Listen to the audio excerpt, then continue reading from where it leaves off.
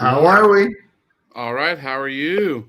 Doing good. Ready for another great conversation. That you look like you're in a medieval Renaissance fair castle or something. Yeah, I did kind of notice that this morning as I was getting prepared here. I am on a road trip with my daughter, Kayla, doing gymnastics this week.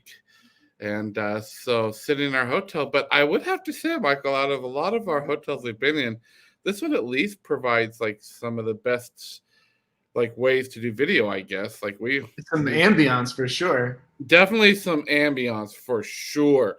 So how are you doing there in Louisville? Doing fantastic. We are cranking through all the beginning of the year stuff. So shout out to everybody who's trying to get 2022 figured out and their goals all figured out in terms of how to make some big stuff happen. So it's a lot to get the year started. So good to see everybody. Well, awesome. Well, a little bit of a change of plans today. We live in the world of the pandemic right now. So plans get changed on seconds notice. Paula Corey is not going to be able to be with us today.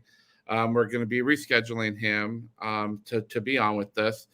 So I thought what was really great, Michael, you and I talked and we thought, hey, let's talk about a lot of the things. Consumer Electronics Show came out was last week. A lot of trends reports are out.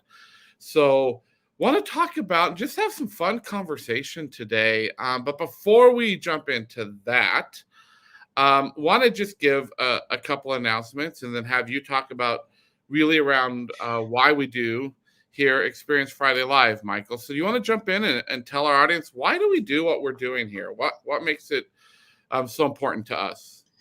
We do this, and the reports that we talk about will absolutely confirm it. We do this because experience is a competitive edge these days.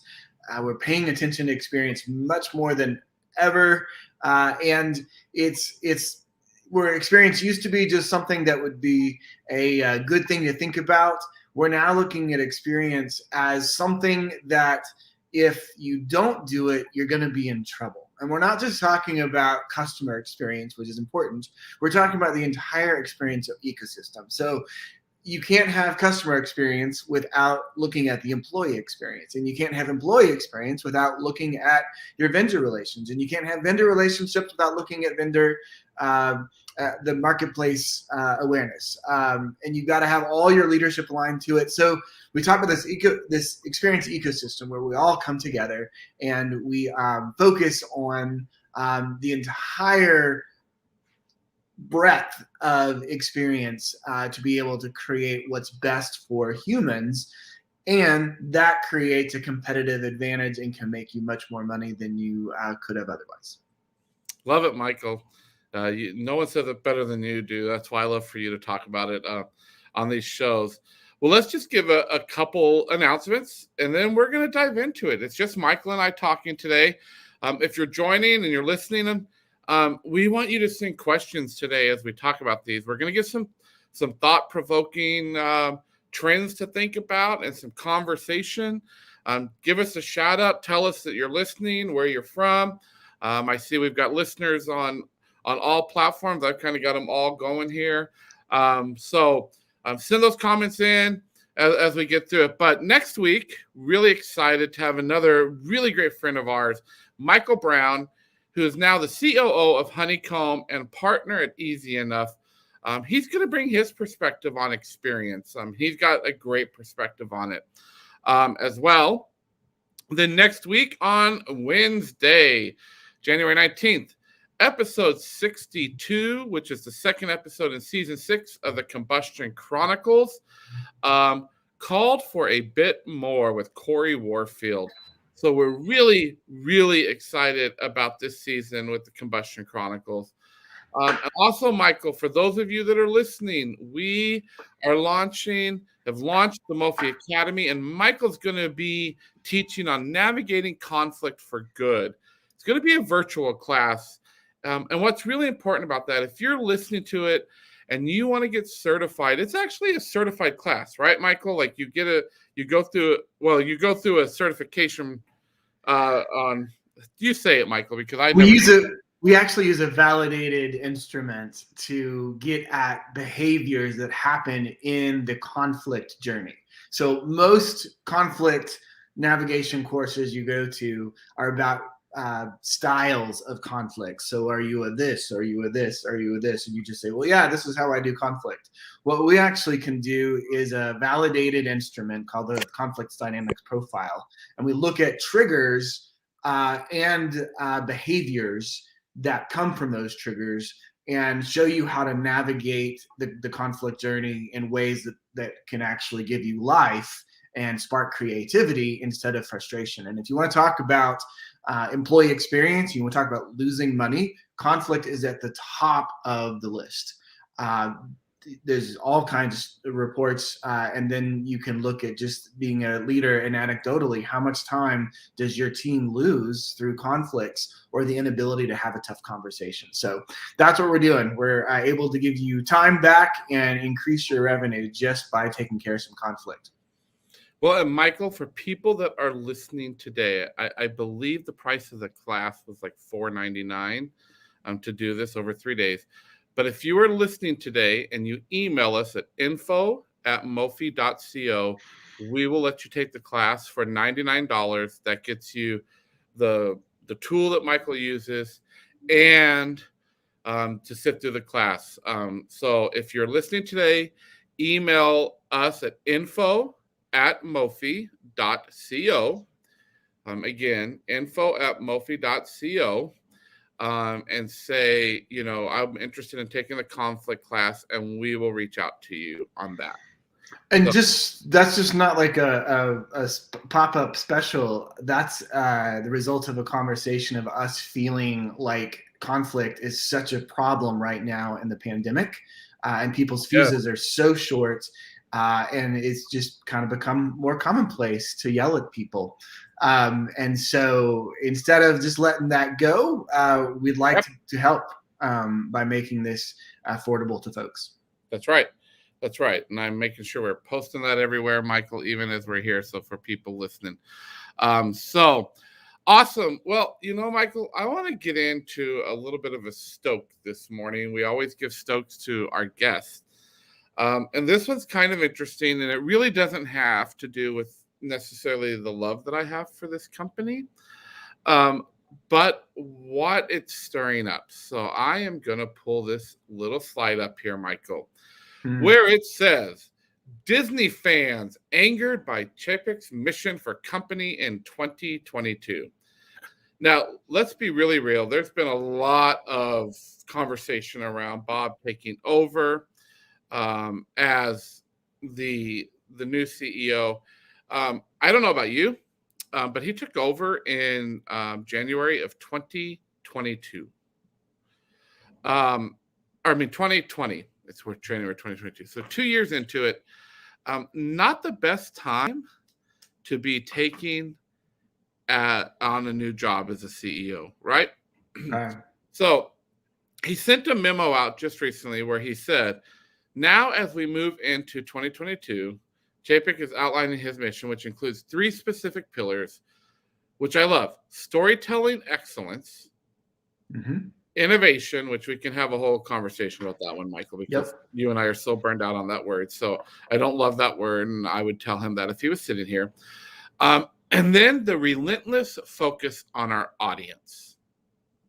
And this is where he's actually taking a lot of slack. But as I read the memo and I read into this, this is really important. And this really goes back to what we even talk about our North Star, Michael.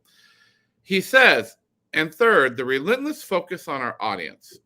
We are a big company with many constituents and stakeholders, all of whom have a place in our decision making. But at the end of the day, our most important guide, our North Star, which we talk about a lot, right, Michael, is the consumer. Right now, their behavior tells us and our industry that the way they want to experience entertainment is changing, and changing fast, thanks to technology and the pandemic.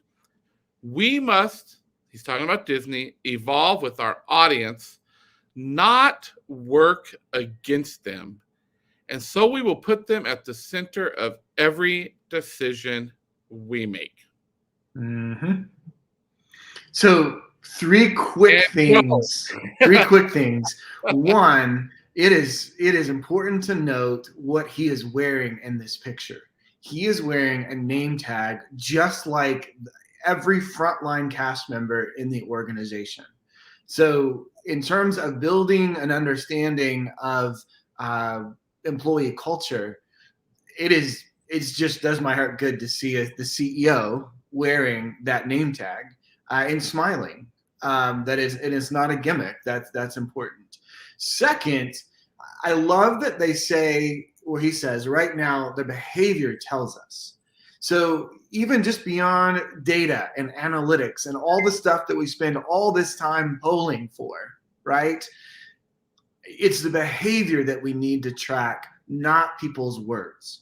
But I think when we get wrapped up too much into just results for data and try to crunch it, we're missing the point. But when we look at how they're behaving, then we're able to fall in love with the problem better. And that does a better part of empathy, which is part of the human-centered design process. But the big thing for me is the third thing, which is the word changing. It's the entertainment world is changing, and changing fast thanks to technology and the pandemic. And I think he could have listed 20 other things that is making people's behavior change faster than we've ever seen before. And so the companies and organizations that will win are not the ones who can stay up with the trends or can stay a year or 2 out. The companies that win are going to have to be able to leapfrog 5-10 years into the future. And I know that's one of the things we saw with the CES research is that it's no longer just what's hot, what's the hot gadget for 2022, everyone go buy it, right? We need to start looking 10 years out. And 10 years out, what will the consumer behavior be? And how do we start building for that? And it'll be interesting to see at the end of 2022 what we say about all that. I love it. Well, I want to dive into that because I think that whole third point that he's talking about there, that change that you're talking about, that's been driven by technology and the pandemic. I think there's other things that have driven that. And I find this really interesting. And Michael, you know that I love CES, and I was bummed that we didn't get to go to it this year, but felt like since I had just come out of having COVID and we're trying to be safe, we didn't travel there. But I always love every year, and we've looked at it for years now, Ericsson's Consumer Trends Report. So give this total credit to Ericsson. This is nothing that we did, but we always play off of this as we move into the next year. And they always release a report that's called, the Consumer Trends Report for 2022. Well, this year, it was different.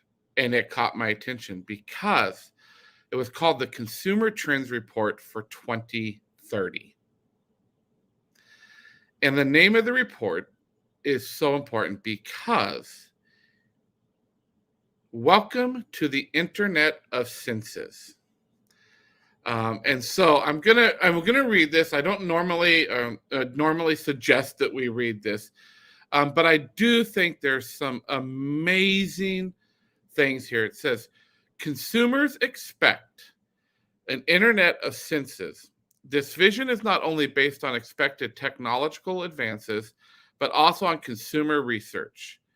And I love this. Urban early adopters expect that we will be using all of our senses online by 2030.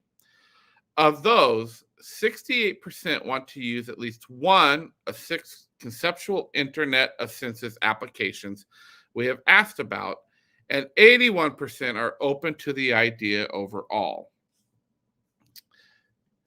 Of those who want an Internet of Senses, 40% see immersive entertainment as a main driver for this change. So going back to Bob's, technology, change. 33% think better online shopping will be key, and 31% think this change will come about due to the climate crisis. The big 5 tech companies, along with industry-specific companies, are expected to dominate and run roughly half of all Internet of Senses services by 2030. Yeah, I think the key word for me there is immersive. And of course, Ericsson's looking at it from the consumer electronic industry perspective, right? But look at the other categories, right? Well, I think, and when we get into their 10 trends that will show really fast people, it's not about technology. And that's what's interesting from Ericsson to put this out, right? absolutely. But think of immersiveness in immersive entertainment, right? As a driver of the change, absolutely. But think of immersion in every category of industry of what that means. Higher education, K through 12 education that doesn't pivot to be immersive is going to be left behind. From just basic shopping experiences in person or online. How do you create immersion in simple ways, because that'll be the norm? Yep. Yeah. Well, I want to dive into these, and got a quote here from Jonathan. Johnny, hey bud, Polanco, Internet of Senses. That is interesting, and I do believe we'll achieve this probably before 2030. Yeah. So that's interesting.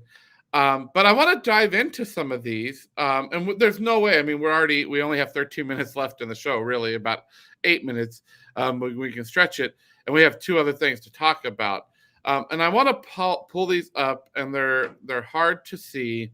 But it's your brain is the user interface, sounds like me, any flavor you want, digital aroma, total touch, merged reality, verified as real, post-privacy consumers, connected sustainability, and sensational services.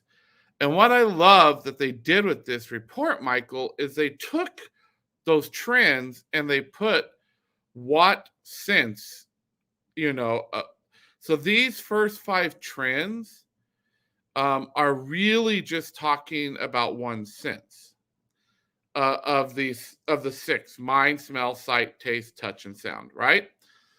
And then once you get into trend 6, then it brings 3 of them in. Trend 7, 5 of them in.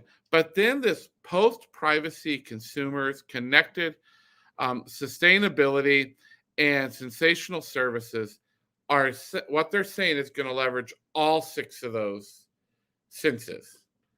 What do you have to say about that, Michael?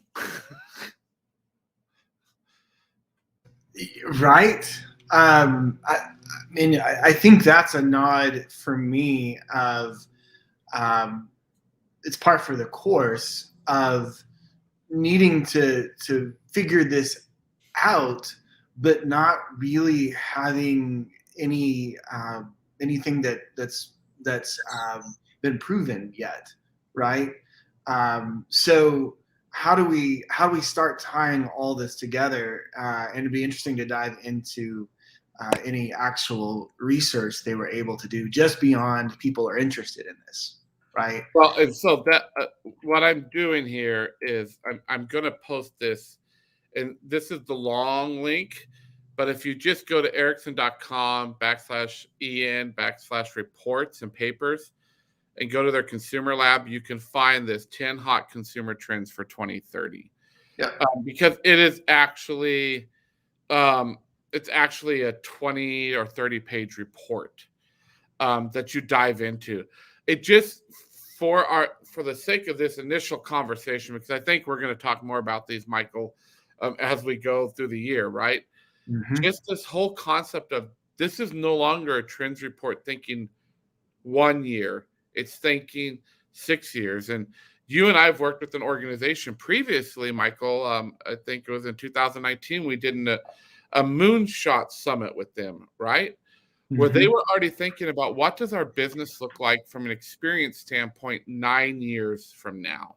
Yep. And I think what this report's saying to us, and what Chapeks was saying at Disney, is we got to think differently. It's no longer about keeping up with the Joneses. Right. How do we start to leapfrog other things? Right. Here's another prime one for me, Michael. This one is mind-blowing. This government-wide pulse survey pilot. So now 30 agencies in the government are taking a pulse survey around employee engagement. And I'm going to pull it up to full screen so people can see, but they can still hear us, Michael, talking. There's 3 segments: engagement, equity, and ReEntry in this survey. And we could probably spend a whole 25 minutes talking about this, Michael.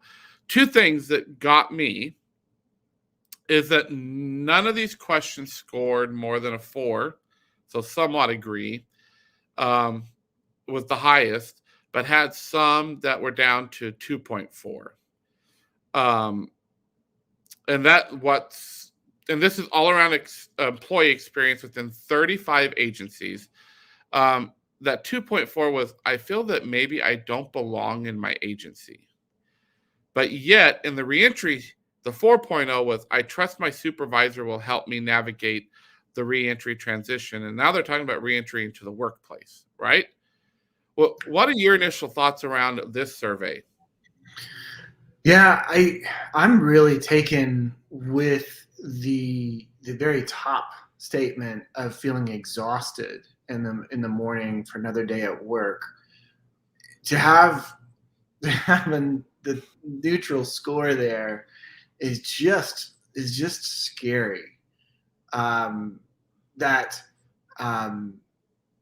are we in the world of taking care of our employees? And perhaps history will tell us that a score of 3 there is actually pretty good given the pandemic, as the entire workforce is just exhausted, period. But yeah, I think it's an interesting snapshot of the importance of taking care of employees, period. Right? That it's no secret we're in trouble as a country of workers, and as everyone starts grabbing solutions, that bottom one down there, if I found a job elsewhere, I'd take it.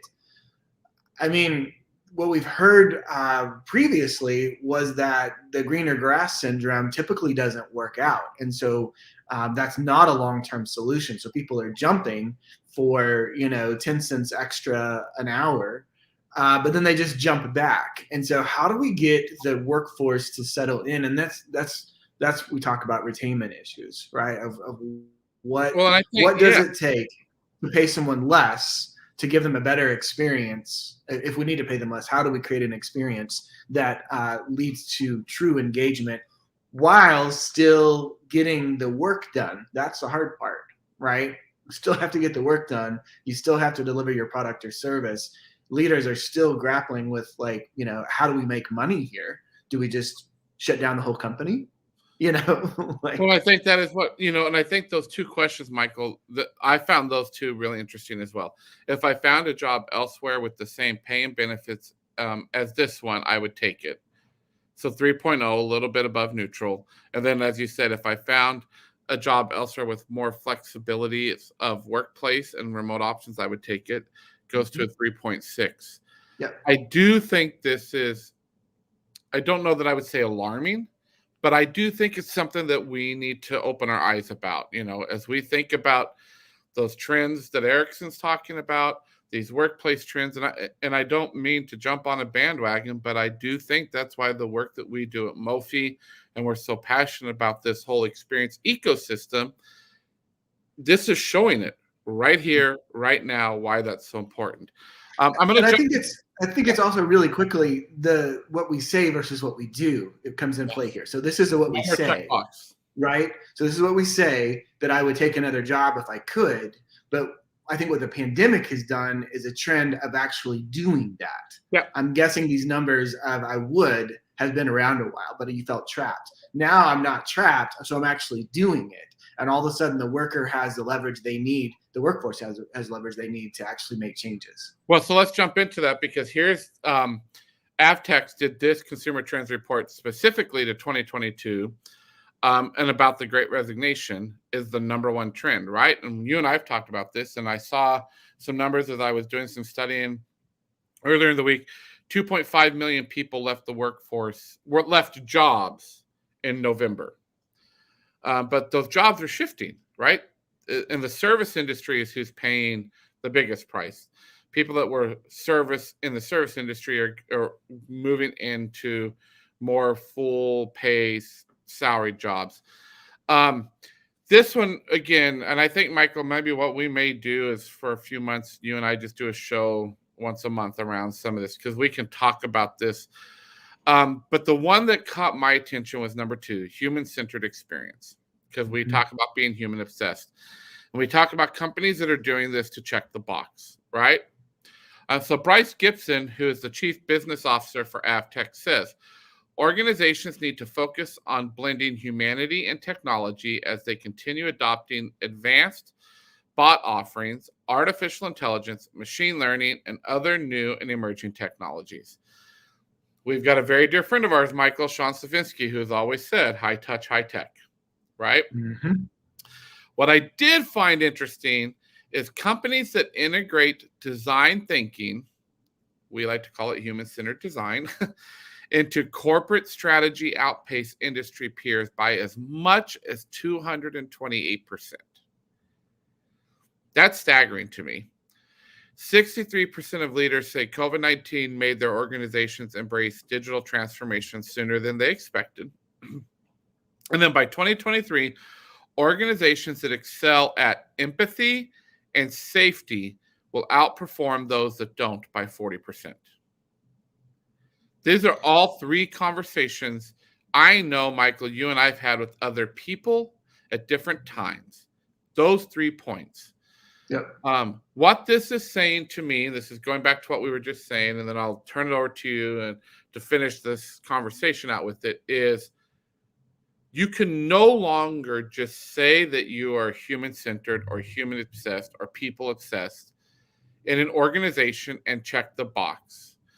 And I really want to challenge people to say no longer, checking the box to hire an experienced director or a chief experience officer or any of that is acceptable, but you've got to put money, to where your mouth is in this. And we know an organization personally right now we've been trying to work with, Michael, who have done a check the box, but they have not put the money where their mouth is to invest in experience, invest in human-centered experience. So I'm going to turn it over to you to finish this portion out before we close the show. Yeah, and I think it's important to remember the business case for all of this, right?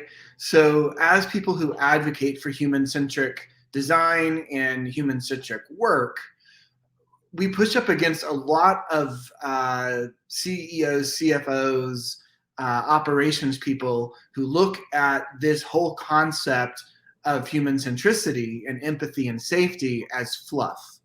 And if you do it wrong, it absolutely is fluff. And if you're just doing it because it's the right thing to do, it still could be fluff. And you could be wasting time and money by building fluff in the wrong direction.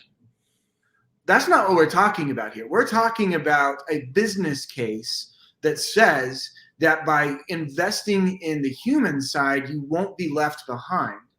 And there's a way to do that efficiently and with the bottom line in mind. And it can lead to higher revenue. It can, if you look at the numbers for employee retention, the cost to acquire customers and therefore retaining them.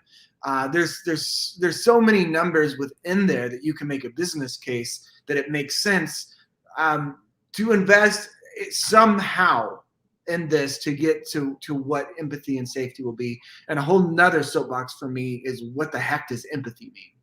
I think that's an overused word that people don't understand. So when we talk about we excel at empathy, what the hell does that mean? My guess is you don't truly understand it the way it needs to be understood from a business case, unless you really spent some time with it. Yeah, I knew that one when I read that, and you had found that report. I knew when I read that statistic, I'm like, oh, Michael will get on a soapbox over this one, because we talk about empathy all the time. Yeah. And empathy in many worlds is very different than what the business sees it. And I think because of our did you find that life? Exactly. Did you find that the person you just dealt with was empathetic? Well, what the hell does that mean? Were they kind to you? Did they solve your problem? Did they make you feel good? What does that mean? We got to unpack that if we're going to have success with it. Well, Michael, I had, we threw this together because of the circumstance, but I do think, Michael, let's you and I commit to doing this once a month where it's just us, and we talk about some of this, because there's so much just in what we presented here that we could dig deeper into. And maybe what we'll do is bring a couple friends on to have a conversation with, and do some fireside chats with them. That'd be great. But, well, awesome. Just want to remind everyone, again, contact us at www.mofi.co or at shawnnason.com. You can send us an email at hello@mofi.co. I know I said earlier at info. You can send it at hello@mofi.co as well if you want to take that class on navigating conflict for $99. Don't forget about the Combustion Chronicles. You can connect with Michael and I on LinkedIn. That's our platform of choice. And most importantly, that if you play in the experience ecosystem and you play in this world that we just talked about, it doesn't just mean consumer experience. It doesn't just mean employee experience. There's so many things we talked about. We want you on this show. We want to have healthy conversation. We want to talk about the good, the bad, and the ugly of everything that we do. Again, Michael, thanks so much. Really excited about what this year has to hold for us. And I will see you next week. All right. Take care.